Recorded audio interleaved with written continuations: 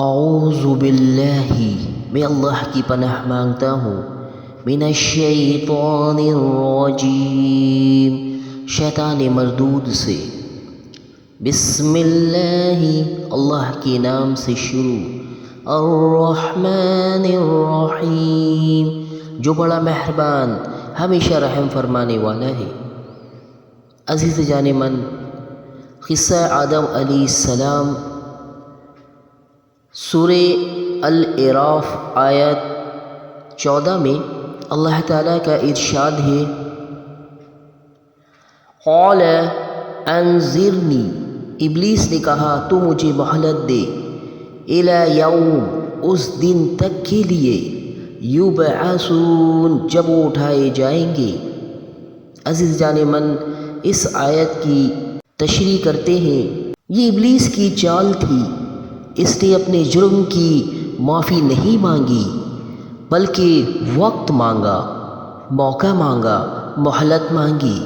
اس نے کہا، اے رب مجھے قیامت تک مہلت دے تاکہ میں انسانوں کو بھٹکاؤں۔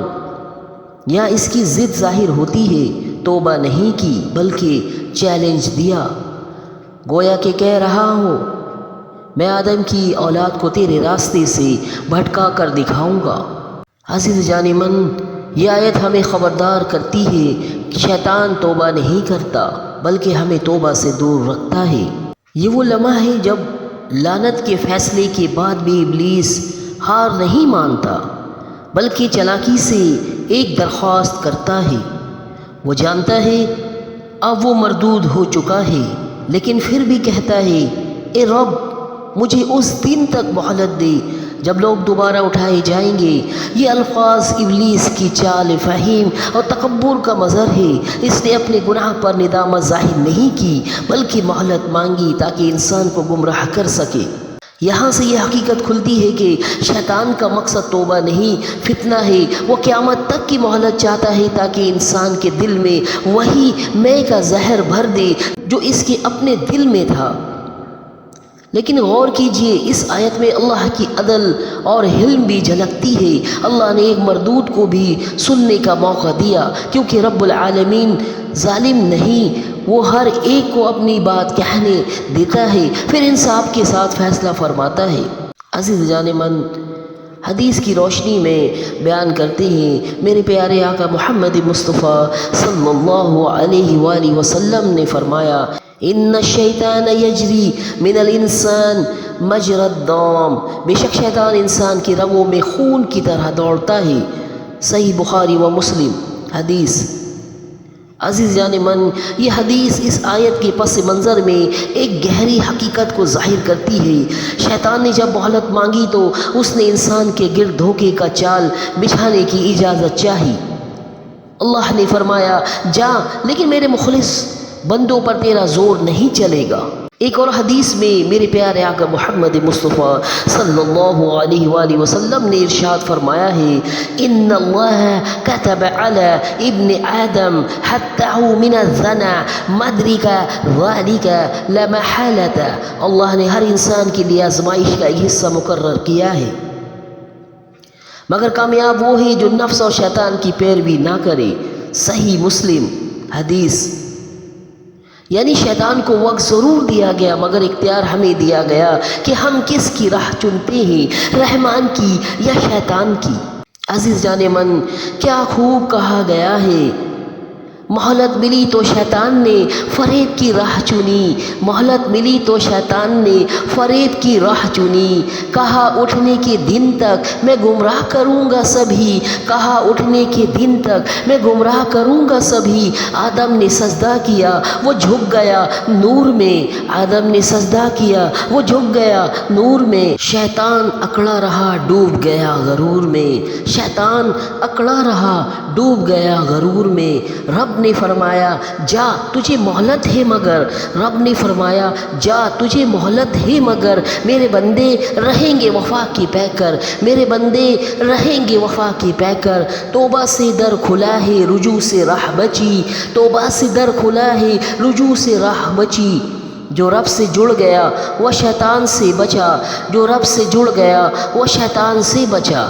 عزیز جان من، اللہ تعالیٰ کی بارگاہ میں ہاتھ اٹھا کر دعا کرتے ہیں، اے رب العالمین، تو نے ہمیں زندگی کی مہلت عطا فرمائی، اے اللہ اسی نیکیوں میں گزارنے کی توفیق عطا فرما، اے خالق نور و ظلمت، جس طرح تو نے ابلیس کو مہلت دی، ہمیں اپنے اصلاح کی، توبہ کی، رجوع کی مہلت دے، اے مالک شیطان کی وسوسہ انگیزی سے ہمیں بچا، ہماری نیتوں میں اخلاص عطا کر، اے اور دلوں کو اپنی یاد سے زندہ رکھ، اور دلوں کو اپنی یاد سے زندہ رکھ، اے رب کائنات، جب قیامت کا دن آئے تو ہمیں ان میں شامل فرما جن کے بارے میں تو فرمائے گا، فادخلی فی عبادی وادخلی جنتی، آجا میرے بندو میں اور آجا میری جنت میں، آجا میرے بندو میں اور آجا میری جنت میں، یا رب العالمین میری دعا کو قبول فرما، آمین۔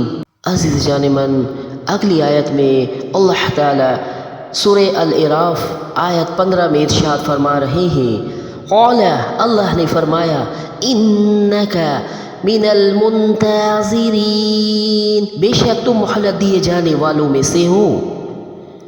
عزیز جان من، اس آیت کی تشریح کرتے ہیں، اللہ نے فرمایا تجھے مہلت ہے، لیکن یہ مہلت سزا سے نجات نہیں، یہ محض آزمائش کی مدت ہے، یعنی اب ابلیس کو دنیا میں انسانوں کو بہکانے کا وقت دیا گیا تاکہ آزمائش کا دروازہ کھلے اور مخلص بندے پہچانے جائیں۔ یہ فیصلہ اللہ کی حکمت پر مبنی تھا، کیونکہ اگر شیطان کو فوراً ختم کر دیا جاتا تو آزمائش، اختیار، جزا و سزا کا نظام قائم نہ رہتا۔ یہی وجہ ہے کہ ابلیس قیامت تک انسان کو گمراہ کرنے کی کوشش کرتا رہے گا، مگر اس کے مقابلے میں اللہ نے انسان کو عقل، وحی اور ایمان کا نور عطا کیا ہے۔ اللہ نے انسان کو عزت بخشی، فرشتوں کو سجدہ کا حکم دیا، ابلیس نے تکبر کیا، میں بہتر ہوں کہا، اللہ نے تکبر کرنے والوں کے لیے ذلت مقرر فرما دی۔ ابلیس نے مہلت مانگی تاکہ آزمائش شروع ہو، اللہ نے مہلت دی، مگر کامیابی صرف ایمان والوں کے لیے رکھی۔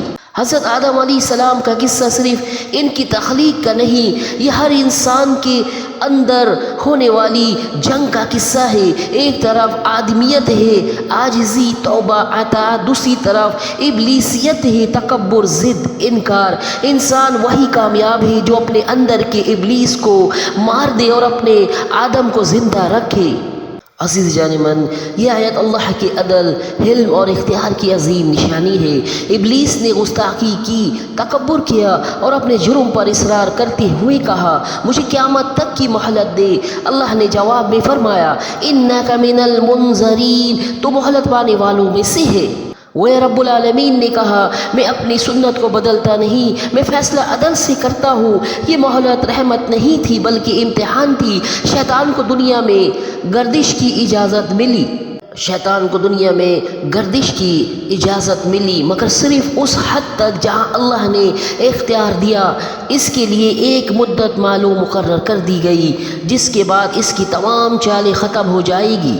عزیز جان من، یہ آیت ہمیں یہ بھی سکھاتی ہے کہ اگر اللہ نے ایک باغی کو بھی وقت دیا تو ہمیں بھی اپنے اصلاح کے لیے وقت دیا گیا ہے۔ فرق یہ ہے، شیطان نے وقت کو گمراہی میں لگایا اور مومن اس وقت کو نجات میں لگاتا ہے۔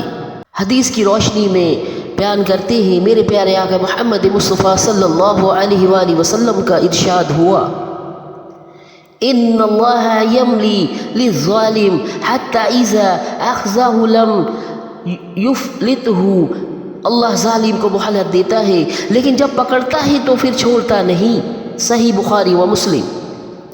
عزیز جان من، یہ حدیث اس آیت کی عملی تشریح ہے کہ اللہ کی دی ہوئی مہلت غفلت کے لیے نہیں بلکہ تنبیہ کے لیے ہوتی ہے۔ ایک اور حدیث میں میرے پیارے آقا محمد مصطفیٰ صلی اللہ علیہ وآلہ وسلم کا ارشاد ہوا، اغتنم خمسا قبل خمس، 5 چیزوں کو 5 سے پہلے غنیمت جانو، جوانی کو بڑھاپے سے پہلے، صحت کو بیماری سے پہلے، آسودگی کو تنگی سے پہلے، فراغت کو مصروفیات سے پہلے اور زندگی کو موت سے پہلے۔ الحاکم المستدرک، یعنی مومن کو بھی مہلت ملی ہے لیکن اس مہلت کو مومن کو بھی مہلت ملی ہے لیکن اس مہلت کو نیکی اور توبہ سے بھرو، نہ کہ غفلت اور تکبر سے۔ عزیز جان من، کیا کسی شاعر نے خوب کہا ہے، مہلت ملی تھی شیطان کو کہ آزمائش چلے، مہلت ملی تھی شیطان کو کہ آزمائش چلے، مگر مومن کو ملی کہ بخشش کے در کھلے، مگر مومن کو ملی کہ بخشش کے در کھلے۔ وقت تیرے ہاتھ میں ہے مگر پل پل امانت ہے، وقت تیرے ہاتھ میں ہے مگر پل پل امانت ہے۔ یہ گھڑیاں بخشش کی ہے، یہ سانس عبادت ہے، یہ گھڑیاں بخشش کی ہے، یہ سانس عبادت ہے۔ ابلیس نے وقت پایا مگر رب کو بھولا رہا، ابلیس نے وقت پایا مگر رب کو بھولا رہا، ابلیس نے وقت پایا مگر رب کو بھولا رہا۔ ہمیں وقت ملا ہے تو رب کو یاد رکھنا ہے، ہمیں وقت ملا ہے تو رب کو یاد رکھنا ہے۔ مہلت نہیں مغروری کی، یہ موقع توبہ کا ہے، مہلت نہیں مغروری کی، مہلت نہیں مغروری کی، یہ موقع توبہ کا ہے۔ یہ لمحے انمول خزانے ہیں جو رب کا عطا کا ہے، یہ لمحے انمول خزانے ہیں جو رب کا عطا کا ہے۔ عزیز جان من، اللہ کی بارگاہ میں ہاتھ اٹھا کر دعا کرتے ہیں، یا رب العالمین، تو نے شیطان کو مہلت دی آزمائش کے لیے، ہمیں بھی زندگی دی تیری بندگی کے لیے۔ اے اللہ، ہمیں ان بندوں میں شامل فرما جو مہلت کے لمحوں کو غفلت میں نہیں بلکہ تیری یاد میں گزارتے ہیں۔ اے پروردگار، جب تک سانس باقی ہے ہمیں توبہ کی توفیق دے اور ہمارے دل کو شیطان کے فریب سے محفوظ رکھ۔ اے مالک ارض و سما، ہمیں ان لوگوں میں لکھ دے جن کے لیے فرشتے کہتے ہیں سلام علیکم طبتم فادخلوها خالدین، سلام ہو تم پر، تم پاکیزہ رہے، اے ہمیشہ کے لیے جنت میں داخل ہو جاؤ، آمین یا رب العالمین۔ عزیز جان من، اگلی آیت سورۃ الاعراف آیت 16 میں اللہ تعالیٰ کا ارشاد ہو رہا ہے، توجہ سے سنیں تاکہ اللہ تعالیٰ آپ پہ رحم کرے۔ قال، ابلیس نے کہا، فَبِمَا أَغْوَيْتَنِي، پس جسے تو نے مجھے گمراہ کیا، لَأَقْعُودَنَّ لَهُمْ، یقیناً میں ان کو گمراہ کرنے کے لیے بیٹھوں گا، صراط المستقیم، تیری سیدھے راستے پر۔ عزیز جان من، اس آیت کی تشریح کرتے ہیں۔ یہ آیت شیطان کی اصل دشمنی کو ظاہر کرتی ہے۔ جب اسے مہلت مل گئی تو بجائے ندامت کے اس نے الزام لگایا، اے رب، تو نے مجھے گمراہ کیا، اب میں تیرے بندوں کو بہکاؤں گا۔ یہ جملہ صرف بغاوت نہیں، کفر کی انتہا ہے۔ اس نے اپنی غلطی کو تسلیم نہ کیا بلکہ گناہ کی نسبت اللہ کی طرف کر دی۔ یہ وہی شیطان ہے جو اب تک ہر انسان کے دل میں یہ وسوسہ ڈالنے کی کوشش کرتا ہے کہ میں تو ٹھیک ہوں، قسمت نے مجھے برباد کیا، اور یہی سب سے خطرناک سوچ ہے کہ انسان اپنی گناہ کی ذمہ داری خود نہ لے۔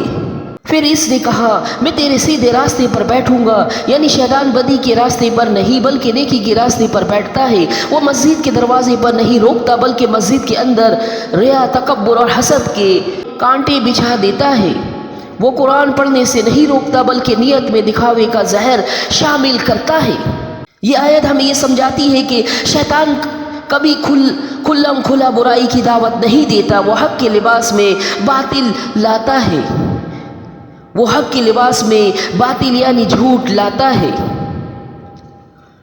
حدیث نبی صلی اللہ علیہ وآلہ وسلم کی روشنی میں بیان کر میرے پیارے آقا محمد مصطفیٰ صلی اللہ علیہ وآلہ وسلم کا ارشاد ہوا ہے، ان الشیطان قد یاس ان یعبد فی جریرۃ العرب وَلَكِنَّهُ فِي التَّحْرِيشِ بَيْنَهُمْ، شیطان کو عرب میں پوجے جانے کی امید نہیں رہی، لیکن وہ مسلمانوں کے درمیان نفرت اور اختلاف پھیلانے میں لگا ہوا ہے۔ صحیح مسلم حدیث۔ ایک اور جگہ ہمارے پیارے آقا محمد مصطفیٰ صلی اللہ علیہ وآلہ وسلم کا ارشاد ہوا ہے، شیطان خیر کے راستے پر بیٹھتا ہے، جب انسان صدقہ دینے لگتا ہے تو وسوسہ دیتا ہے کہیں تو فقیر نہ ہو جاؤ۔ مستند احمد حدیث۔ عزیز جان من، یعنی شیطان صراط مستقیم پر بیٹھا ہے، وہ نیکی کی نیت میں خطرناک وسوسے ڈال کر انسان کو گناہ کے کنارے پر لے آتا ہے۔